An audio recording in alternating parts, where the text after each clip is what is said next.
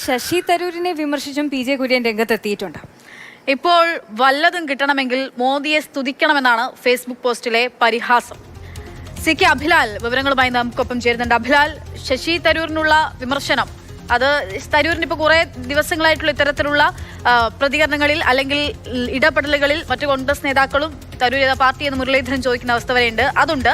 ഒപ്പം തന്നെ ഈ യൂത്ത് കോൺഗ്രസിനെതിരായിട്ടുള്ള വിമർശനം സ്വാഭാവികമായിട്ട് രാഹുൽ മാങ്കൂട്ടത്തിൽ യൂത്ത് കോൺഗ്രസിനെ തന്നെയും ഒക്കെ പ്രതിരോധിച്ചുകൊണ്ട് സംസാരിക്കേണ്ടതുണ്ട്. പക്ഷേ പൊതുവെ ഉയർന്നു വരുന്ന തരത്തിലുള്ള ചില കാര്യങ്ങളാണ് അദ്ദേഹം പരാമർശിക്കുകയും ചെയ്തത്. ഇത് എവിടെയാണ്? ശശി തരൂരിനെതിരെ ഫേസ്ബുക്ക് പോസ്റ്റിലൂടെയാണ് മുതിർന്ന നേതാവ് പി ജെ കുര്യൻ വിമർശനവും അവസാന വരികളിൽ പരിഹാസവും നിറഞ്ഞ രൂപത്തിലുള്ള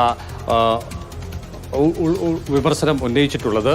അടിയന്തരാവസ്ഥയെ വിമർശിച്ചുകൊണ്ടും ഇന്ദിരാഗാന്ധിയെ വിമർശിച്ചുകൊണ്ടുമുള്ള തരൂരിൻ്റെ പോസ്റ്റാണ് ഇത്തരം ഒരു നിലപാടിലേക്ക് പി ജെ കുര്യനെ എത്തിച്ചിട്ടുള്ളത്. എന്തുകൊണ്ട് ഈ നിലപാടുണ്ടായിരുന്നുവെങ്കിൽ ശശി തരൂർ കോൺഗ്രസിൽ ചേർന്നു എന്നുള്ള ചോദ്യമാണ് ആദ്യഘട്ടത്തിൽ ഉന്നയിക്കുന്നത്. ഒപ്പം തന്നെ എന്തുകൊണ്ട് എം പി ആകുകയും പിന്നീട് കേന്ദ്ര സഹമന്ത്രിയായി പ്രവർത്തിക്കുകയും ചെയ്തു എന്നുള്ള കാര്യവും അദ്ദേഹം ചോദിക്കുന്നുണ്ട്.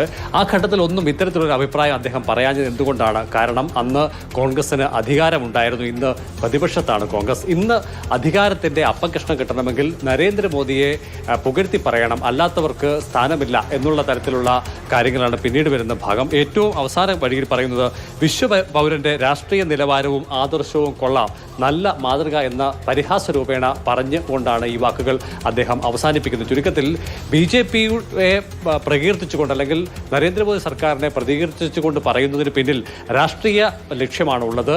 അധികാരത്തിന്റെ അപ്പകഷ്ടത്തിനു വേണ്ടി കോൺഗ്രസിനെ വിമർശിച്ചുകൊണ്ട് ബി ജെ പിയോട് കൂടുതൽ തരൂർ അടുക്കുന്നു എന്നുള്ള സൂചനകളാണ് ഇദ്ദേഹം വിലയിരുത്തലായി പോസ്റ്റിൽ ഉൾക്കൊള്ളിച്ചിട്ടുള്ളത്.